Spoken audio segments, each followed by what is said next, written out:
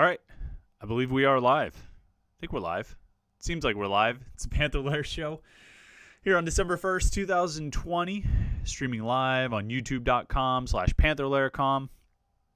And, of course, you listen to the podcast later in the week, the Panther-Lair Show. We appreciate that.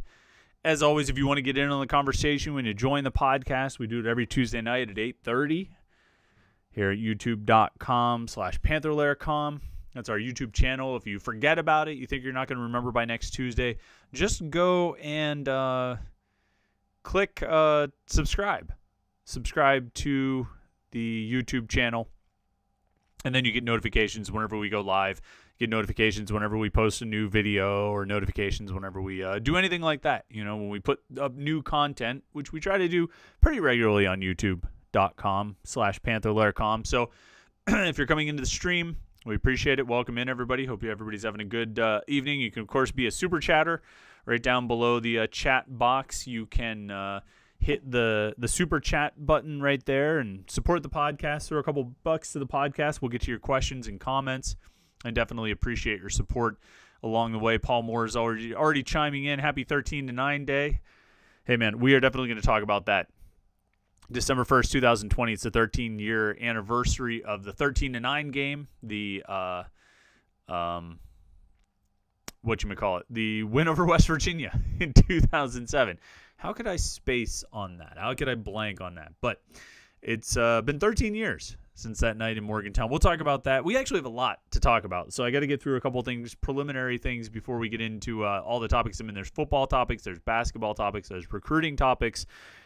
There's a lot going on this week, so we've got a ton to talk about. Thankfully, the NFL moved the Steelers-Ravens game, so we wouldn't have to compete with that. This has been, I picked Tuesday nights at 8:30. I thought this was a good, early week. Nothing really going on. Tuesday night shouldn't conflict with many things. And this fall, we've had to compete with presidential debates, vice presidential debates. It seems like all of those things were on Tuesdays. Election night was a Tuesday.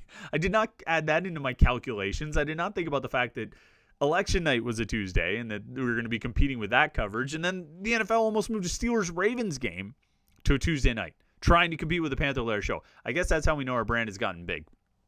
When the NFL is first trying to go up against us and then getting so worried about the Panther-Lair Show that they move the game to a Wednesday afternoon.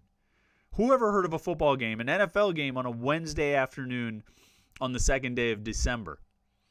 Well, that's what happens when the NFL tries to battle the big boys, like the Panther-Lair Show, right? Listen, I got to give a quick shout out to Homefield apparel.com. I got my Hawaii Rainbow Warriors sweatshirt on. Is this thing sweet? It looks amazing. The logo is outstanding. And what you can't see, but what I can feel, is how soft this sweatshirt is. Homefield Apparel makes great stuff. I have the Hawaii Rainbow Warriors sweatshirt on, but they have a great pick collection. Vintage gear. It's inspired by the history of the program. I mean, they really almost kind of crowdsource logos and designs that are really going to resonate with the fans beyond just a shirt that says Pitt. And look, the shirts that just say Pitt, they're great. There's a beauty in that simplicity. But Homefield really kind of goes beyond that and tries to find really unique designs that reflect a school's history and reflect what makes a school and its fan base unique. I mean, on today, December 1st, 2020, you want to wear their shirt that says simply 13-9. And that says it all. And they don't need to have anything else, any graphics or gimmicks or any other doohickeys around that shirt. It just says 13-9. That's what you're going to get at Homefield Apparel, and they're licensed by a lot of schools right now, so you're going to find great gear like this awesome Hawaii Rainbow Warriors sweatshirt that I'm wearing tonight. You find a lot of great stuff at homefieldapparel.com. They support our website, Panther-Lair.com. We really appreciate them. They've hooked us up with a sweatshirt and a couple shirts and stuff. I've been talking about them for a while. You definitely want to go check them out. Homefieldapparel.com. High quality gear, great logos, great look, and just really soft t-shirts and sweatshirts. What more can you ask for? I hope you got something cold to drink tonight. We've got Arcs, the hazy IPA. It's a gluten-free IPA, and it tastes like a good IPA. You might get weirded out and think, why am I drinking a gluten-free beer? Well, if you sat down with this, you'd say, whoa, why am I drinking a gluten-free beer? This is going to be weird. But no, it tastes like a really good hazy IPA. That's not a sponsored segment. I just like to have a beer during the podcast, and then I like to tell you what I'm drinking. So if you're having something tonight, throw it in the comments. We will hear what everybody's throwing back on a Tuesday night as we relax and try and get through another day of 2020. They're finally winding down, finally counting down. And, it's Tuesday. We're 3 days away, 3 days past the Clemson game on Saturday. And I think we've all had some time to put some perspective on it. I know we had the post-game show after the Clemson game on Saturday night, and I got a little rowdy, I guess. We talked at length about that game and how Pitt loses that game and what it means. But I think, and I wrote a lot about it on over the weekend and these first couple days of the week. We've written a lot of stuff on Panther-Lair.com about that game and broken it down from a lot of angles and talked about what it means and where Pitt stacks up and all those things. And look, the reality is, there's an upper echelon of college football. There's a top tier of college football. And anyone being honest knows this and would acknowledge it. And even when teams that are not in that top tier beat those teams in the top tier, it's not really a sign that the top tier is crumbling. Teams can slip in and slip out of it, but pretty much the guys who are there are the guys who are there. And they're going to stay there for a while until they, make mistakes or, everybody has a lull every now and then. You look at Michigan. Michigan could be in that top tier, but they've made some bad decisions in recent years. But as we've gotten further away from the Clemson game and sort of the just kind of like awestruck nature of 52-17 blowout, we've gotten further away from that, and I've taken more of a broader perspective on this season, on this team, on this program, and on this coaching staff. Because that's what a lot of the discussion has been about. It's ultimately, it boils down to a question of where can Pat Narduzzi take Pitt football, right? Where can Pitt football realistically go under Pat Narduzzi?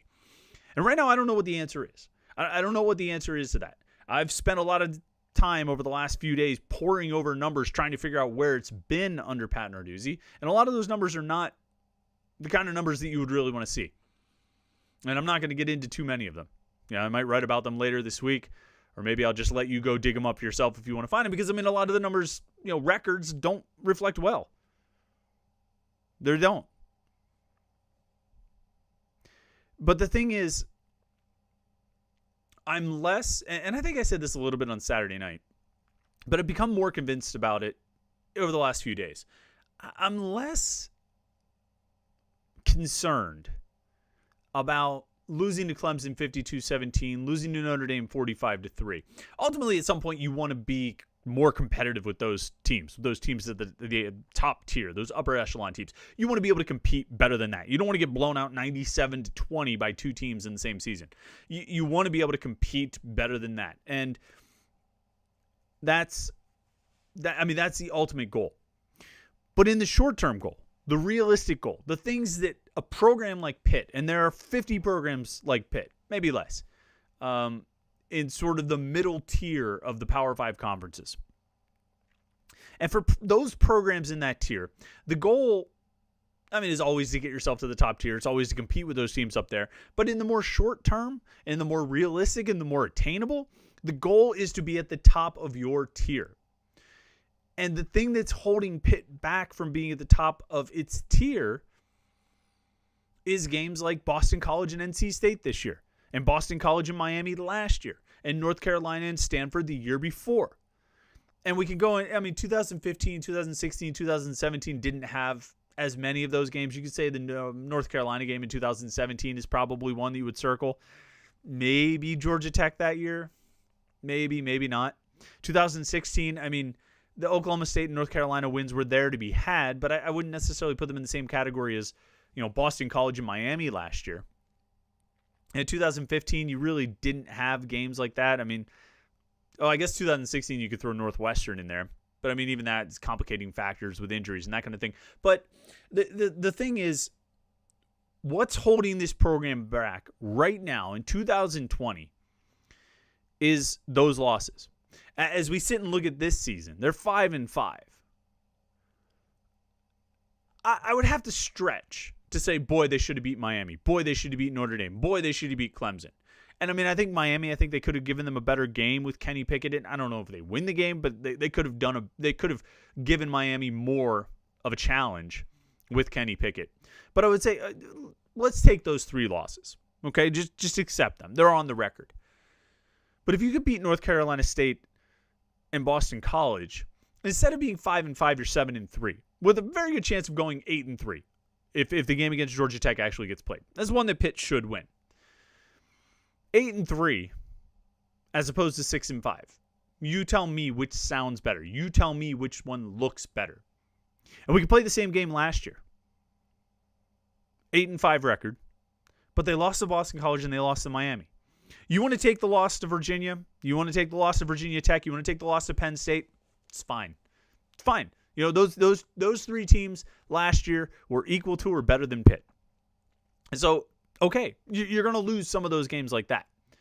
But the 2 teams that ended up going 6-6, who only got to 6-6 in the regular season because they beat Pitt, Boston College, and Miami, no, you don't have to accept those losses. And if you do what you're supposed to do in those games, instead of going 8-5, you've got your second 10-win season since the early 1980s.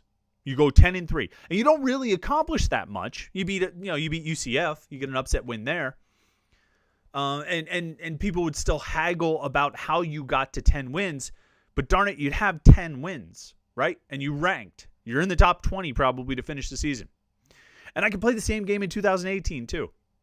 There's so many conflicting opinions about the 2018 season, right? They went 7-7, but they won the Coastal Division. Winning the Coastal is an accomplishment. No matter what you want to say about it, they went 6-2 in the ACC, and they won their division. They went to the ACC championship game. They put themselves into that position. They didn't back into it. They didn't get lucky. They earned it, right? They rattled off wins at the end of the season to earn a spot in the ACC championship game. I don't think you can take that away. That is an accomplishment. Going 7-7 is not. Going 7-7 is a disappointment and incredibly rare and weird. But what if they beat North Carolina, who they should beat? I think North Carolina only won like 1 or 2 games that year. And they beat Stanford, who was missing a bunch of guys in the Sun Bowl. It was like a 14-13 game. Now they're 9-5 instead of 7-7. No, 9-5 is a weird record. 9-5 doesn't look great, but you've got that extra game with the ACC championship game. Your regular season and bowl game, you're 9-4, which is perfectly fine, right? But instead of 9-5, you're 7-7. So over the last 3 years, they've gone 20-17, 7-7, 8-5, 5-5. Switch those games. Say Pitt wins those winnable games, those games they should win, 9-5, 10-3, 7-3. Now they're 26-11. Now 26-11 over a 3-season span, that's not great. But it's a heck of a lot better than 20-17.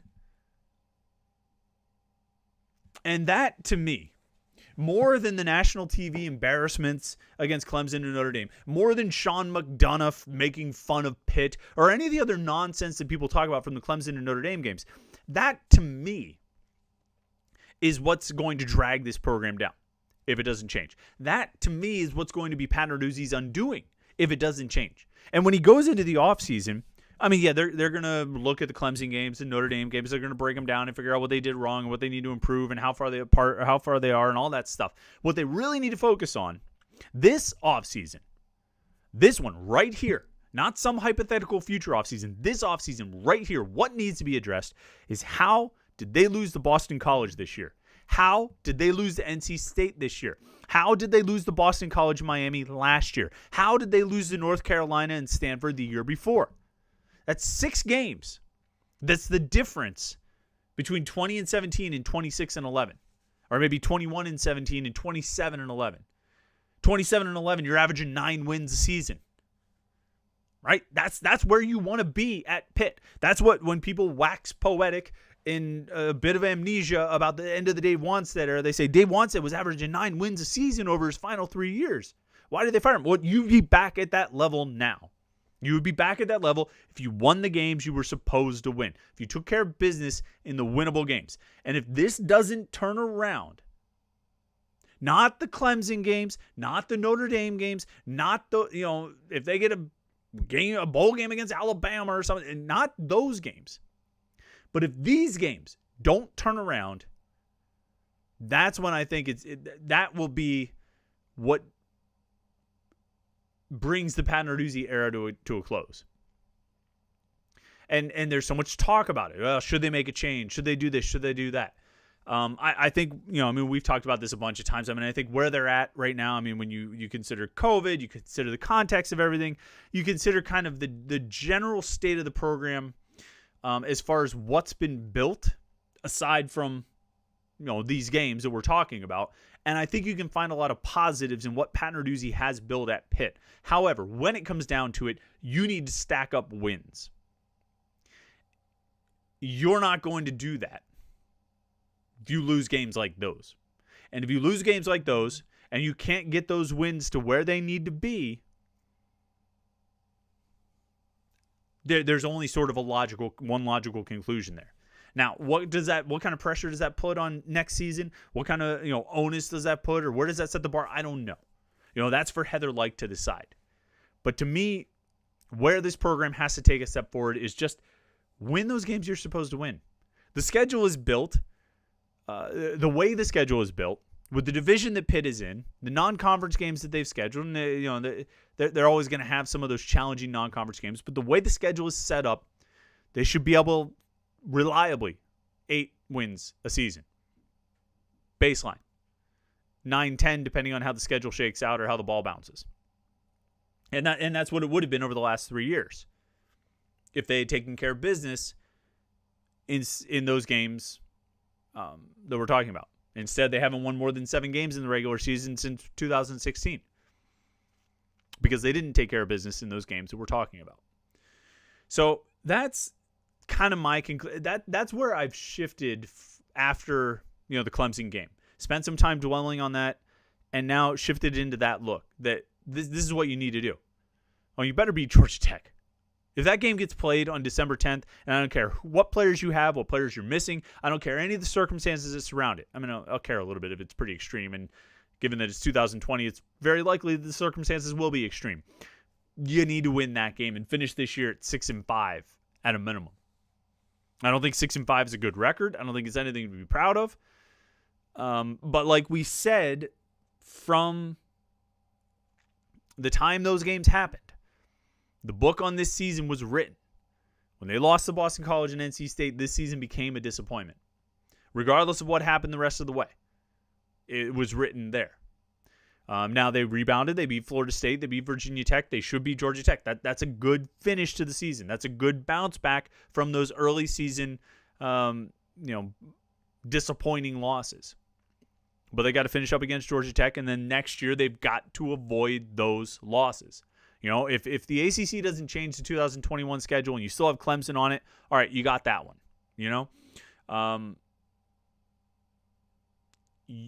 Maybe North Carolina is a really tough game for you.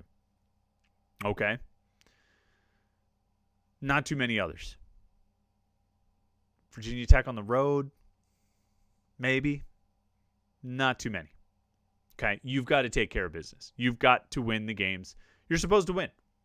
And by that, I mean the teams that are on the same tier as you, on the same level as you, that, they're a toss-up at worst. You got to win those games.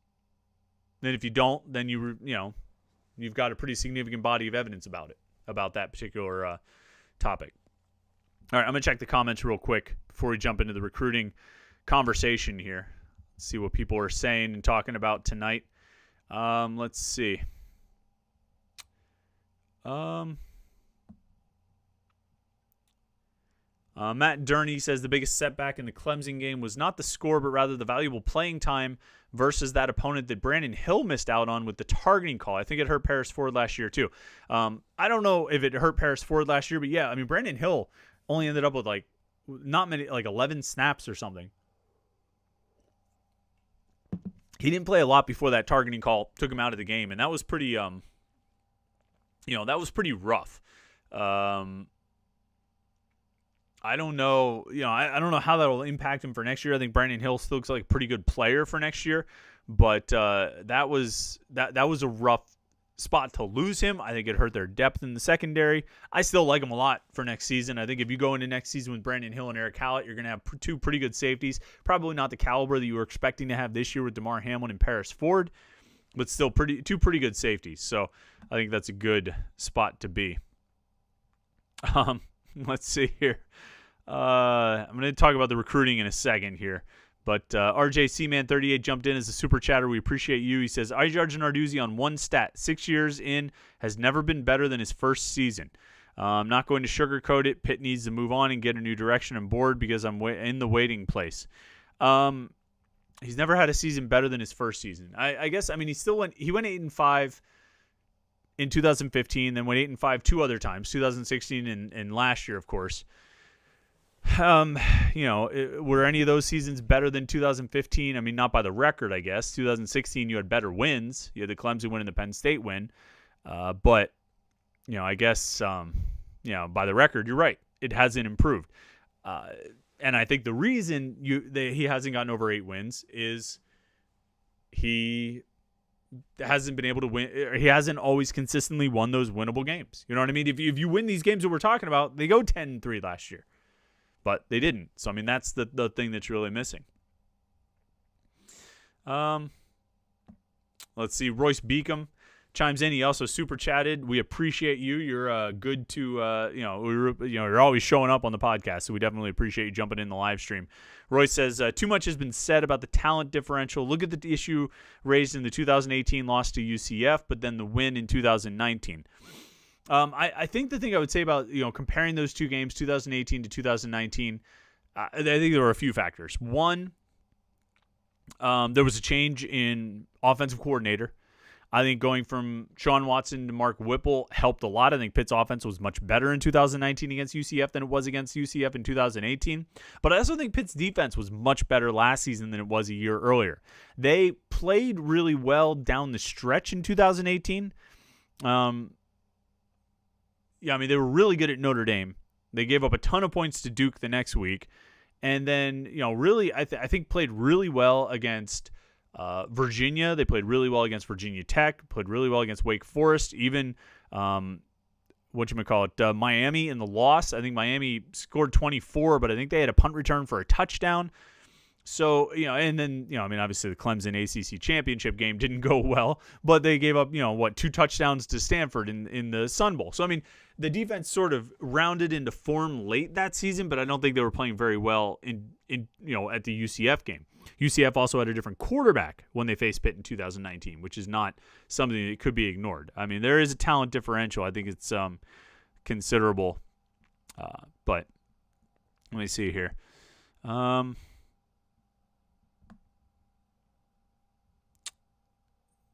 Royce Beacom follows up by says the winnable games should be the bigger issue. I'm not so sure they may be a coaching differential. Then move into the Notre Dame and Clemson game, which may be closer if the coaching issue is alleviated. Possibly, I think Brian Kelly and Dabo Swinney are both very good, but they also have a lot of really good players. They have a lot of talent on those teams. All right, I want to talk about recruiting here because Pitt it wasn't entirely a terrible weekend. They had some things go their way. Got some commitments. One on Sunday, one on Monday. The first one on Sunday, Gavin Bartholomew. He's a tight end from Blue Mountain High School in Schuylkill Haven. Anybody know Schuylkill Haven out in eastern PA? He committed to Pitt on Sunday night. And then on Monday, Kyle Fugetti, an offensive lineman from Michigan, committed to Pitt. He announced it, made it official, or at least made it public on Tuesday morning. So 2 new commitments in Pitt's class. That put them up to 22 recruits for the class of 2021. And there are a few things that stand out about both of those guys. Both guys got their offers relatively recently. Fugetti got his offer from Pitt early in November, about a month ago, actually. And then Bartholomew got his offer from Pitt last week. It was last Wednesday or so. They've been on Pitt's radar for a while, but Pitt just offered in the last month, got those guys to commit pretty quickly. The second thing is that both guys were previously committed to other schools, and Pitt actually flipped them from other schools. Bartholomew committed to Buffalo over the summer, and he flipped directly to Pitt.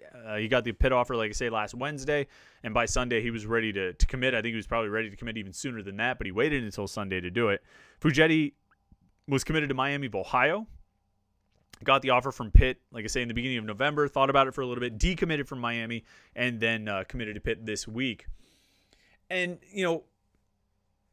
predictably, there was sort of the same reaction for both of these recruits, for both of these commitments, from Pitt fans who looked at it and said, really, we're flipping MAC recruits? We're going after guys in the MAC? Is this really, the level? With the thinking being that if you recruit at a MAC level, you're going to play at a MAC level. And that's not the level that Pitt wants to be at, obviously. And it's not the level that the fans want to be at. And I understand where you're going. I mean, by and large, if you're getting a bunch of MAC players, you're not going to win in the ACC. Now, I think there are enough successful MAC players. I think there's enough talent that comes out of the MAC and goes into the NFL. There's enough talent that comes out of the Group of 5 conferences and goes into the NFL. And there's enough talent among guys who were committed to MAC schools or Group of 5 schools and flipped to a Power 5 school and end up having successful careers. And even, never mind the NFL. I think there are plenty of MAC guys who, by their second or third year, Power 5 schools say, boy, we really missed on that guy. I mean, who wouldn't want to have Kareem Hunt in college? You know what I mean? He could have helped anybody in the country. He's a really good running back. And you find that all over the place. I mean, you think Khalil Mack couldn't play at Texas, or Auburn or someplace? You find these guys all over the place. Now, you're cherry picking when you single out the NFL All-Pro who came from Buffalo or something. You're cherry picking, and I readily admit that. But my point is that you shouldn't just automatically write off a guy because he was committed to a MAC school. In the case of Gavin Bartholomew, he's playing at Blue Mountain High School in Schuylkill Haven. Raise your hand if you've heard of Blue Mountain High School or Schuylkill Haven. I have. I grew up in Eastern PA, so I know of Schuylkill Haven. But even to me, Blue Mountain High School was not someplace that I knew. I drove through Schuylkill Haven a bunch of times, but I did not know anything about Blue Mountain High School. He was hidden a little bit. Now, I'm not going to just say, he was under the radar at a small school. He's a diamond in the rough. He's a sleeper, blah, blah, blah.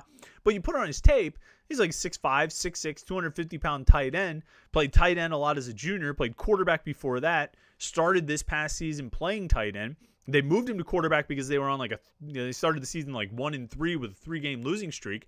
They bring in Gavin Bartholomew as the quarterback. They move him over there. He's throwing, he's running, and they win 3 in a row. And he put up stats all over the place. He had rushing stats. He's running over guys. He's throwing for touchdowns.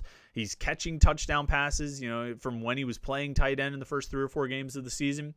He's a big tight end who can catch and run pretty well when you watch his film.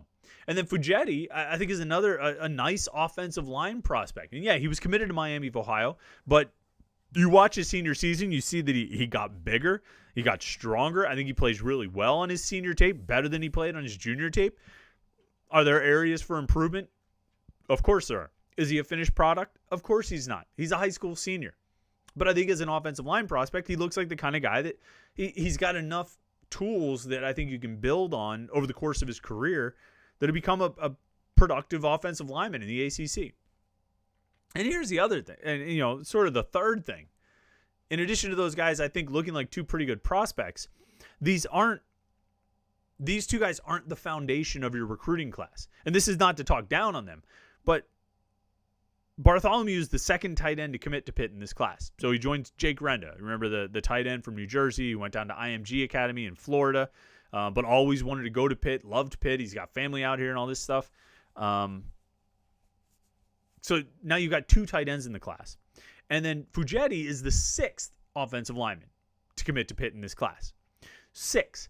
Over the previous 3 classes, they signed 7 total high school offensive line prospects. The 2018, 2019, 2020 class. 7 total offensive line prospects over those 3 classes. This year, they've got 6 committed. Pitt fans want the coaches to restock the offensive line. That's what they're doing. And Fugetti is another piece to help restock the offensive line.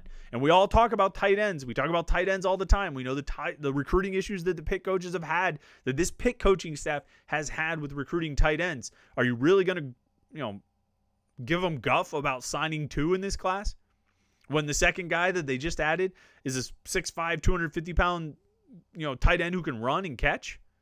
You really going to argue about that? It seems to me like these are nice additions to the class. They add depth to the class. And they both, it's not a complete flyer on either one of these guys. I think there's enough natural tools and skills for both of these guys to have a better than even chance of success. So I think they're good additions to the class.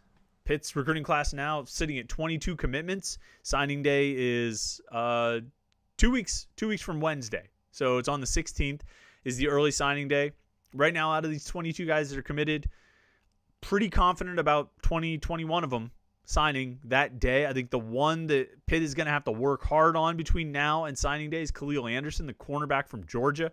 Really good cornerback prospect. I think Pitt was really excited to get them. I think there's a strong feeling among the Pitt coaches that he might be their best commitment in the class, which is saying something because I think there's some really good recruits in this class.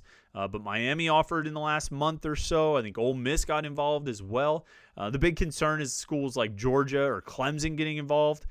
Pitt's going to have to fight. They're going to be in for a battle to hold on to Khalil Anderson, between now and signing day. But the other 21 guys, I feel pretty confident about Pitt signing. You never know what could happen. New schools could get involved and change the dynamics.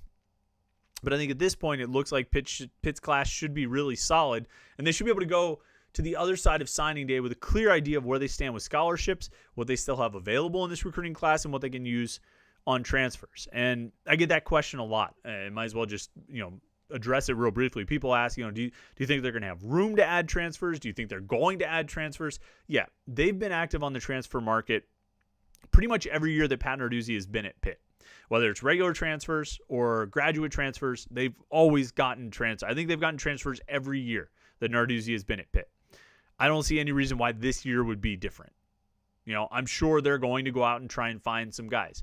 Maybe a quarterback. Maybe a running back. I don't know. Maybe an offensive lineman. You could always use guys like that. I feel like we've talked about this at various points in the past. They'll explore the transfer market. They'll look for everybody who's out there and see what they can find.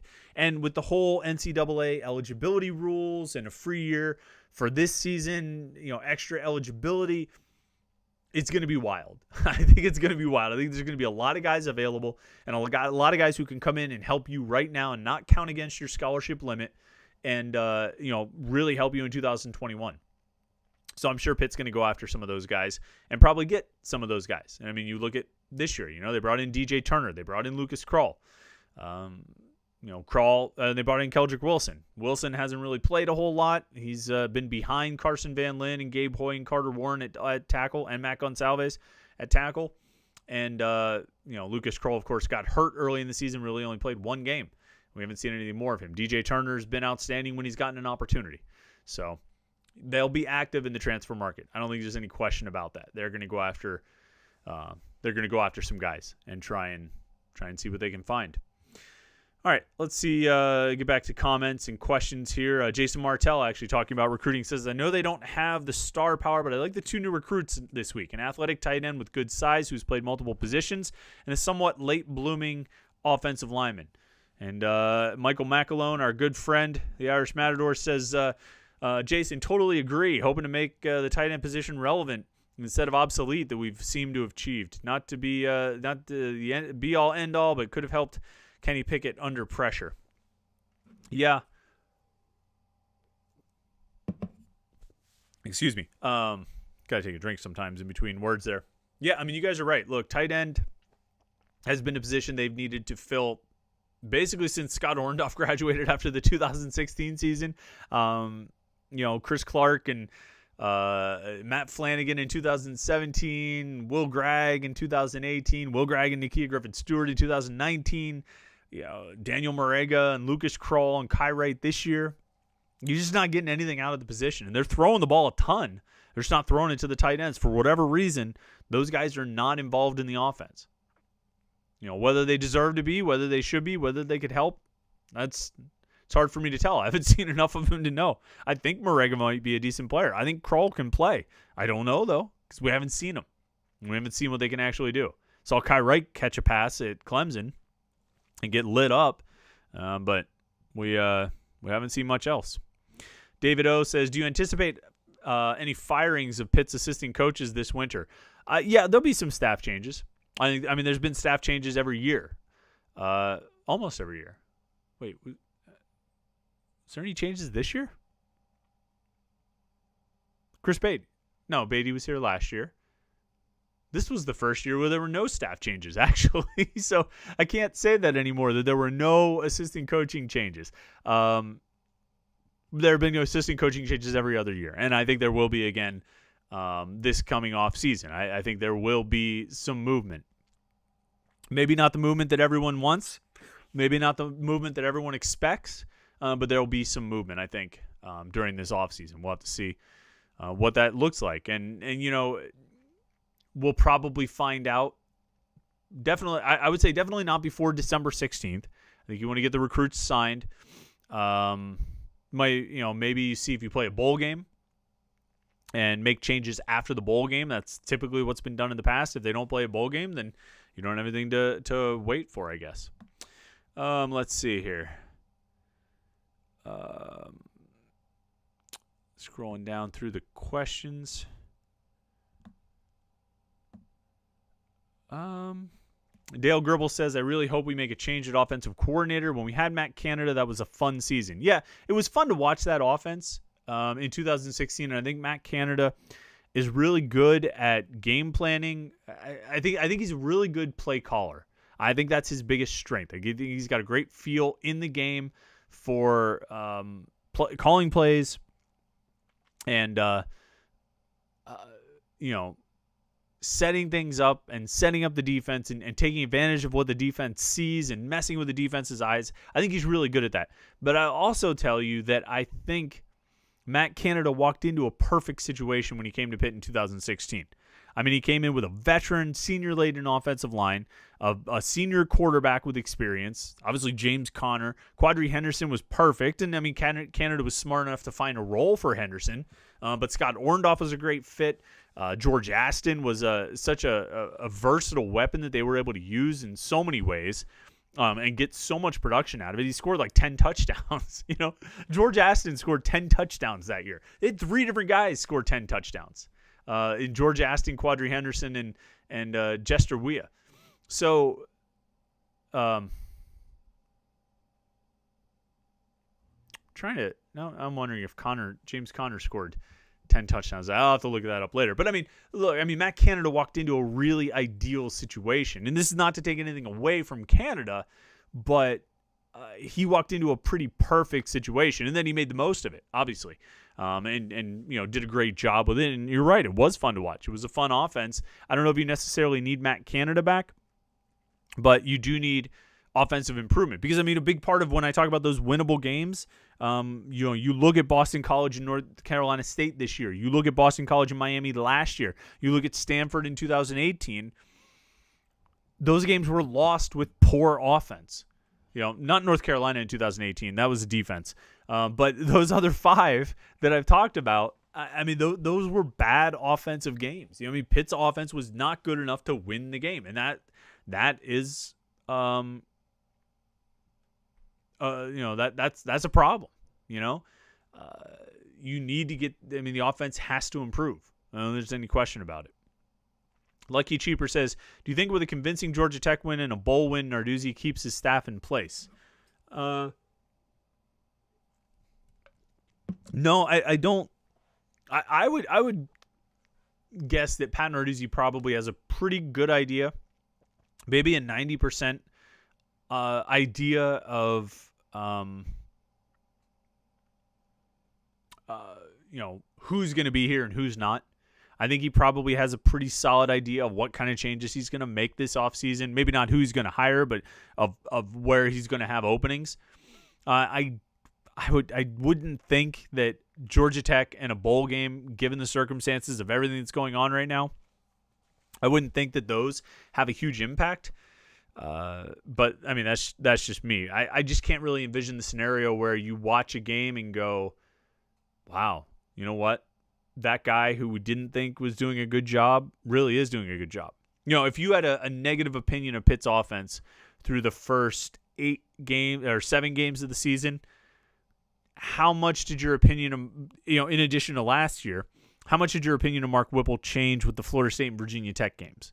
Those were 2 games where the offense played really well and scored a lot and looked really good. Did your opinion change from the previous 20 games that you had watched of Pitt, with Mark Whipple as the offensive coordinator? So I don't think the Georgia Tech game and a potential bowl game would really make all that much difference. RJ Man 38, one of our favorite listeners, says player talent is not the problem. Too many good players ride the pine when they could be contributing. Like who, man? Who's riding the pine that could be contributing? What have you seen that you know? Now, I will say Matt Gonsalves has been really good in the last 2 games, playing as the starting left tackle in place of Carter Warren. Warren has been absent, presumably, not definitely, but presumably due to COVID protocols. Either a positive test or contact tracing, but he's been absent. He was absent from the Virginia Tech game, and he didn't make the trip to Clemson. Matt Gonsalves has come in and started at left tackle. According to Pro Football Focus, he's had 112 pass rush snaps, pass blocking snaps, 112 times in those 2 games, Virginia Tech and Clemson. He's had to drop back, into a pass protection set. On those 112 pass blocking snaps, he's allowed 3 pressures and no sacks. 3 pressures on 112 pass blocks. That seems... I'm no football coach. I'm no advanced, sabermetrics. I'm no advanced math statistician, but that seems really good. And I think... I think that has to give you some encouragement for what this offensive line could look like next season and what they could do next season, because Gonsalves looks really good. I think Carson Van Lin has been pretty solid filling in for Gabe Hoy in those 2 games. I think Blake Zabovic has been pretty solid filling in for Jake Cradle in those 2 games. And you're going to go into next season obviously needing to replace Jimmy Morrissey and Bryce Hargrove, your center and your left guard. But you're bringing back, 3 other starters in Warren, Cradle, and Hoy. You're bringing back the 3 guys who stepped into them for them to start in the last 3 games in Gonsalves, Zabovic, and Van Lin. That gives you 6 guys, I think, to move around and find your best 5. In addition to, Owen Drexel, who started the Boston College game when I think Jake Cradle was out, so Jimmy Morrissey had to move to right guard. And you ended up, I think Drexel did pretty well in his first college start. So, you got maybe 7 guys. So you figure out who your center is going to be. Maybe it's Cradle. Maybe it's Drexel.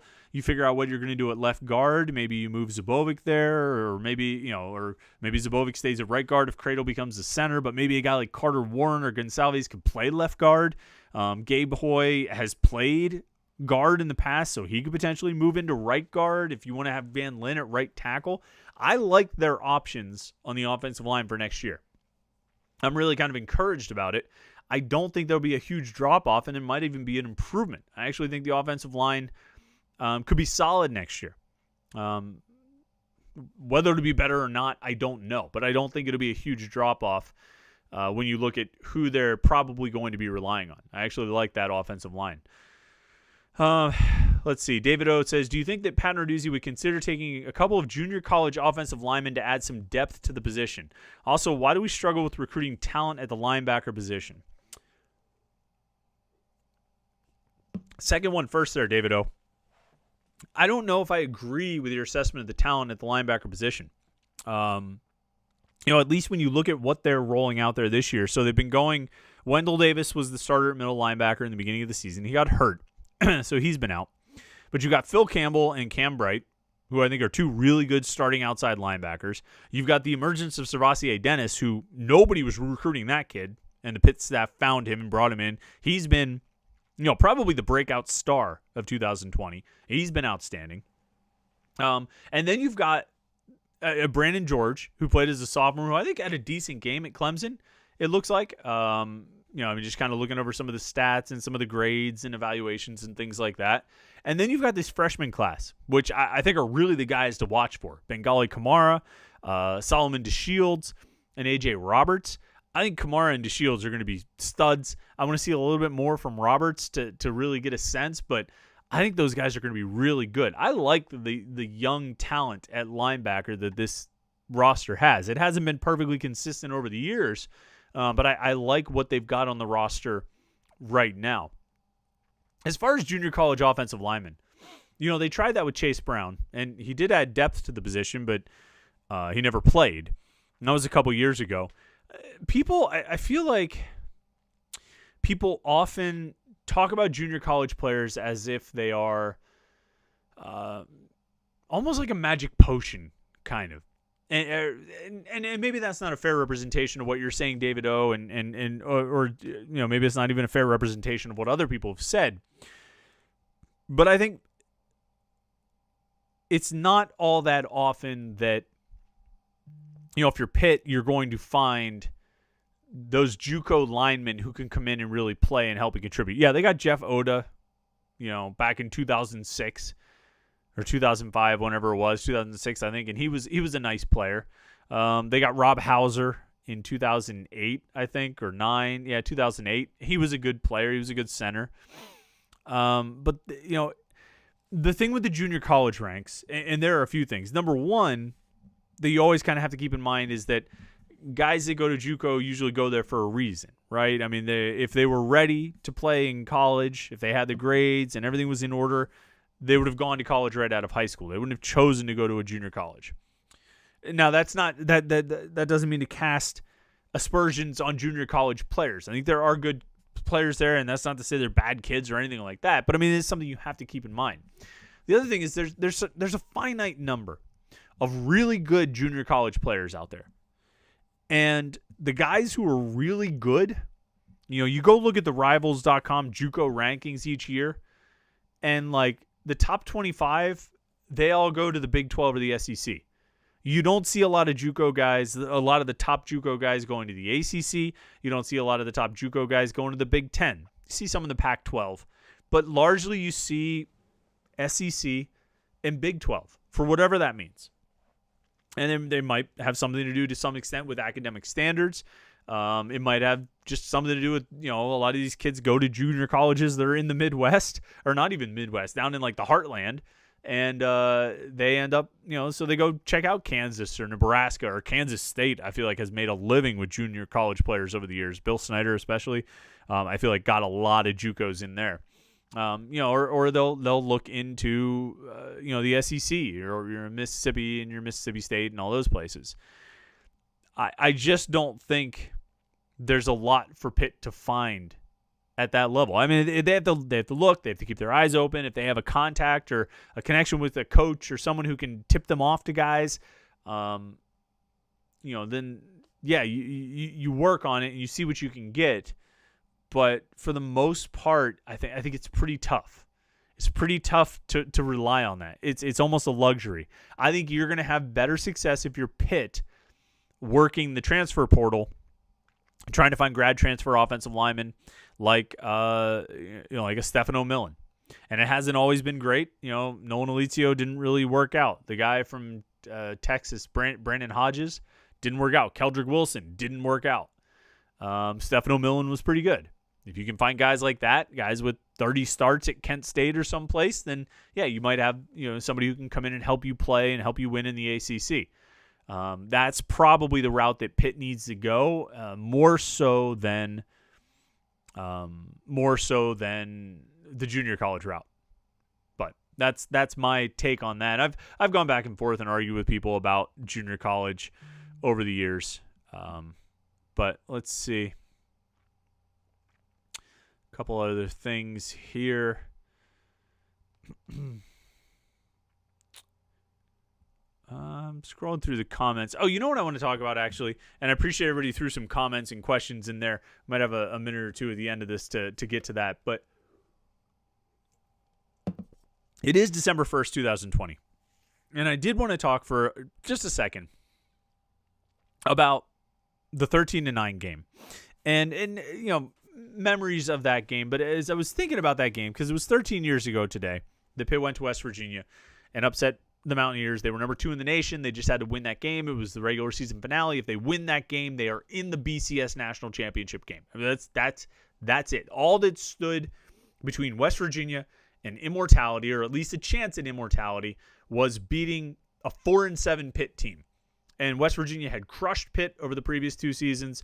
Pitt was not good that year. They were on their third string quarterback with Pat Bostic starting. It was a mess. I mean, the program, the team was a mess. And so all West Virginia had to do was beat them. And I mean, I don't have to rehash the story. I actually, I was just, before I started the podcast tonight, before I started the live stream, I jumped on the Fan with Paul Zeiss and talked to him because he covered that game as well. I was down in Morgantown, so was Paul. And we were sort of sharing memories about that game, that 13-9 game. And I mean, there are certain little things that just stick out to you, certain memories that you have. You know, Mike McGlynn in the postgame thanking Lou Holtz for picking against Pitt and all that kind of thing. And, you know, Dave Wanstead and, you know, the things LaShawn McCoy said and the way that kid played that day. I mean, what a performance. I mean, it was outstanding to watch. And all the sort of unlikely heroes that emerged in that game. Jameel Brady got more playing time than he ever got in his career and had a great game. He was a central part of a really reworked defensive game plan that Pitt took against West Virginia's offense. Shane Murray ran a fake punt. Lowell Robinson recovered a kickoff return.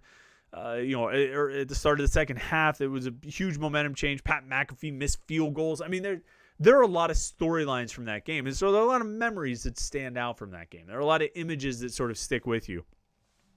And one that I can always remember, and I was thinking about this earlier today as people were talking about the 13-9 game. I remember sitting in the press box, West Virginia, the Milan Puskar Field or whatever, Mountaineer Field at Milan Puskar Stadium. Press box has like 3 levels or something like that. I think it was on the second level. So the first level, and this is typically the case, the first level is going to be your like main beat guys. So I mean your beat reporters, you know, your whatever the main Morgantown papers are, and not even just Morgantown, you know, papers from all over the state of West Virginia. I mean, they're lined up along that front row, and it's a big press box. They just line up along that front row, and then the visiting media's sort of main reporters, the Post-Gazette, the Tribune Review, they're down along the front row. I'm up in the second row because we're, you know, it's 2007, we're Rivals.com. You know, what the hell are you guys? You're a recruiting service or something.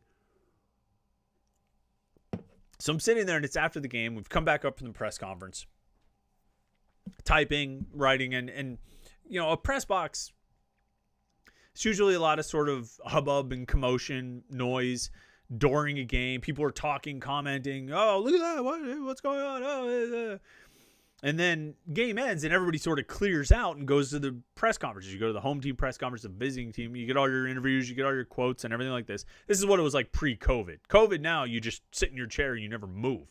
We do all the post-game press conferences over Zoom. But anyway, so, you know, you'd all clear out. And let me tell you, clearing out for the post-game press conference after the 13-9 game was an experience, because at Milan Puskar Stadium, to get to they hold the press conferences, or at least they did the last time I covered a game down there, which was 2011. I think it was the last time I covered a game in West Virginia. So maybe they've changed things in the last 10 years. But Pitt's press conference was like just outside their locker room. And West Virginia's was like right around that same area. So to get there, and this is the case at a lot of stadiums, you have to go down onto the field and get into the locker room through like the ramp or the tunnel where the teams run out. Getting down to the field means walking down through the stands. And you talk about lasting images, lasting memories. Post 13-9, this is a primetime game now, right? This is a nighttime game, which means those Mountaineers, man, they had all day to get ready for that one. I'm talking about the fans. And they were mighty displeased that their team had just lost. And fortunately, as I'm walking down through the stands, so I mean, and this is always an adventure. You're walking down through the stands and people are walking up because they're all trying to get out of the game. You're trying to get down through, so you're dodging and you end up climbing over bleachers and things like that. I tell you what, Jerry DePaula can climb over a bleacher like nobody's business. You want to talk about guys who can climb over bleachers? Jerry can wind his way through a stadium. I mean, the guy's a pro's pro. And that, you know, I mean, you can see it when he has to get from the top of a stadium to the bottom in about 2 minutes. He's the man for the job. So anyway, we're working our way down there and all this stuff. I'm getting sidetracked because the memories of walking down through the crowd of just heartbroken, crestfallen West Virginia fans, you know, liquored up, you know, to the gills. they were none too pleased. And fortunately, I didn't have anything that said Pitt, and my press pass didn't say Pitt or anything like that, so I wasn't going to draw their ire. But anyway, so after a game, you work your way down, you do your press conferences and interviews, you ask all the questions, you record all the things, you got your recorder out, and you're, even back then we weren't tweeting or anything like that. At least we weren't tweeting from the post game or whatever. And then after all the interviews, you go back up. You go back up to the press conference, and it was a real hubbub during the game. It's a lot of chatter and sort of a dull roar during the game in the press box because there's always talking and all this stuff going on. But then you get up there for the post game, and it's a weird kind of like silence almost because everybody's got their headphones in, they're transcribing all the quotes, they're typing up stories, they're finishing their game stories, working on follow-up stories and all these other things, key thing. I'm on message boards and stuff like that, and it's really kind of quiet. So much so that, like, if you have a really good joke to tell, you better make sure it's not going to offend anyone, because if you say it to one person, most of the people in the press box are going to hear it, even in a big press box like at Milan Puskar Stadium or at Heinz Field. So I'm sitting there, and I'm in the second row, and I'm behind some West Virginia beat writers, some guys who cover the team all the time, you know what I mean? And I believe those guys are impartial. I believe those guys are unbiased. But I also know one of them was trying to submit his story. And this is this is 2007.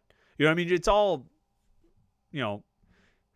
tie lines and Ethernet and all this stuff, cables. There's no Wi-Fi. You're not communicating over Wi-Fi. You're not using your phone as a hotspot. You're not doing anything like that. And he's trying to submit his story, and I forget, he wasn't even using and it was like, the old newspaper writers among us could tell me what this thing was, but it was like almost like a telephone. You submit your story through. You plug it into your computer and you send it. Or it was even he didn't have a laptop. It was like a teletype or something. You were sending the story, right?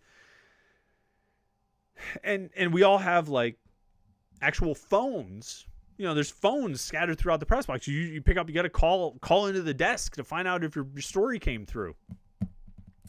And this guy in front of me, this West Virginia writer, it's after the game. He probably was already getting ready to book his tickets to the Sugar Bowl for the national championship. I think that's where it was that year. And he just was having some sort of technical problem. He could not get that story to submit. Whatever was wrong, it just was not working. And that phone took a beating that night. I'll tell you. He just...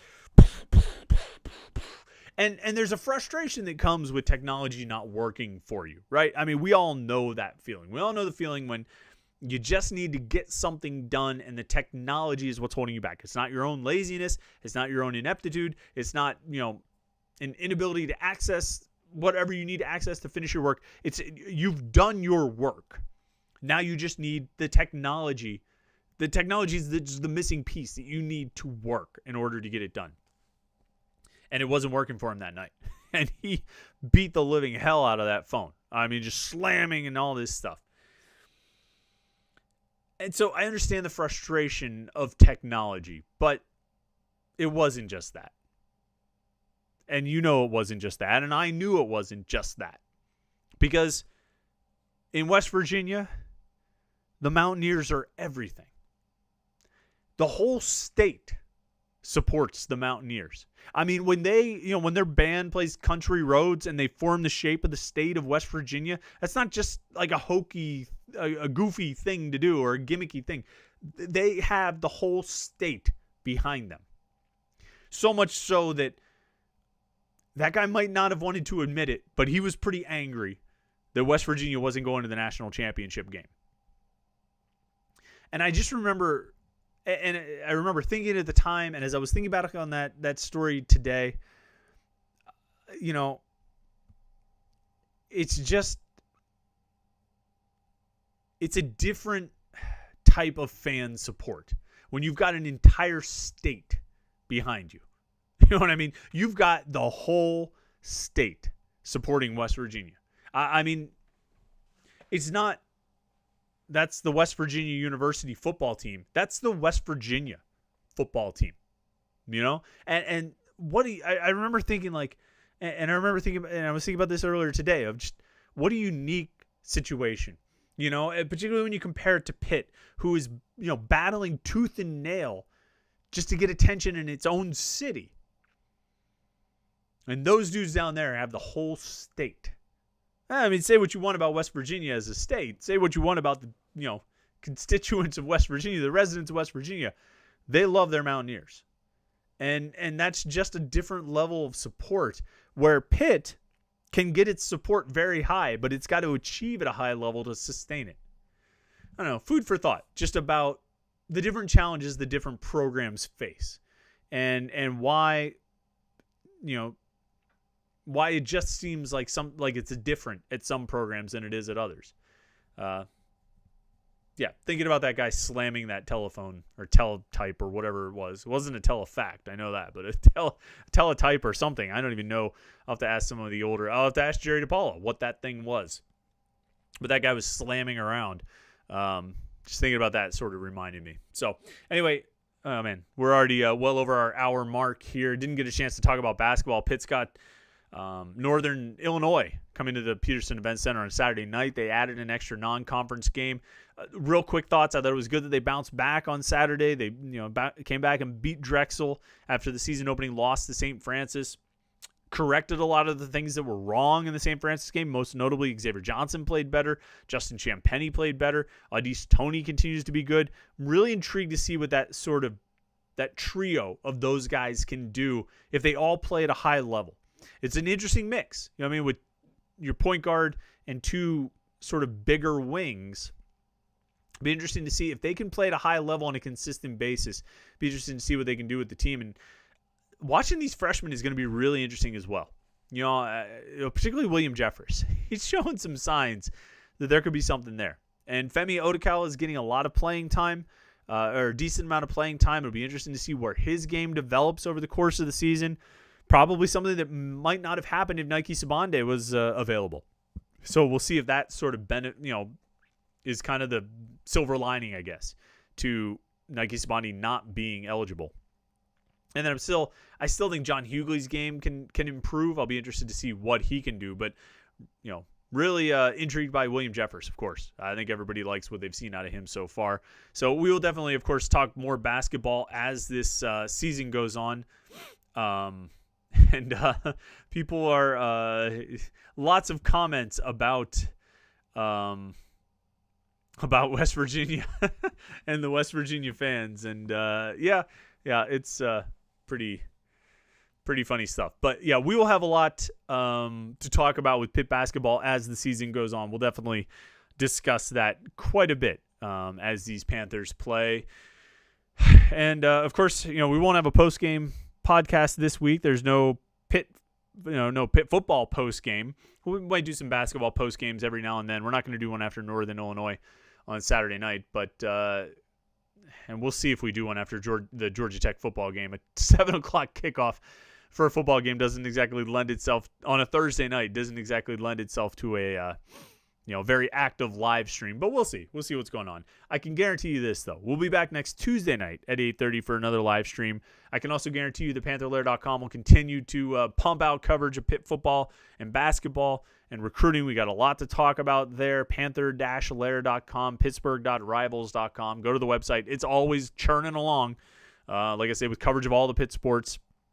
And, of course, message boards where we're talking about all of it at Panther-Lair.com. Homefield apparel. You want to go check them out, homefieldapparel.com. Great Pitt gear, high-quality stuff. Make sure you subscribe to our YouTube channel, youtube.com/Panther-Lair.com. If you're watching the stream, go on there and hit subscribe. That way you can get notifications from us, and we'll let you know when we are about to go live.